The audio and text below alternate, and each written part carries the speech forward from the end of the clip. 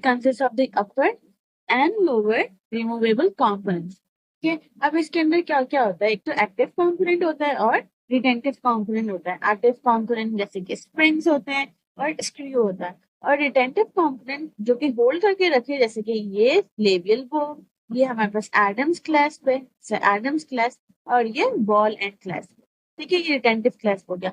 अब हम लोग ये रिमूवेबल ट्विन प्लग यूज टू करते हैं। ठीक है, फॉर एग्जाम्पल अगर पेशेंट है उसकी क्लास 2 है, मतलब उसका आगे मैक्सिला बहुत ज्यादा आगे है या ओवरजेट बहुत ज्यादा है, और ग्रोइंग पेशेंट होना चाहिए, फॉर एग्जाम्पल उसकी एज होनी चाहिए लाइक 7 to 14 ईयर्स के बीच में होनी चाहिए, तो ग्रोइंग पेशेंट में हम यूज करते हैं ट्विन ब्लॉक। ठीक है, ओवरजेट को रिड्यूस करने के लिए। ठीक है, अब ये काम कैसे करता है, इसके अंदर अपर और लोअर बाइट ब्लॉक्स हैं। ठीक है, ये अपर का और ये लोअर का बाइट ब्लॉक्स हैं। ठीक है, तो और ये एंगल हुए होते हैं अराउंड 70 to 75। ठीक है, जब पेशेंट अपना माउथ क्लोज करेगा, फॉर एग्जाम्पल अब ये माउथ क्लोज हो रहा है, तो ये जो लोअर जो होता है वो थोड़ा सा आगे आ जाता है। ठीक है, जब वो बंद होता है तो वो आगे आ जाता है, जब वो आगे आता है तो अब ये आगे आए जा रहा है, तो उसकी वजह से ये मैंडिबल को इनकरेज करता है कि वो फॉरवर्ड ग्रो हो जाए।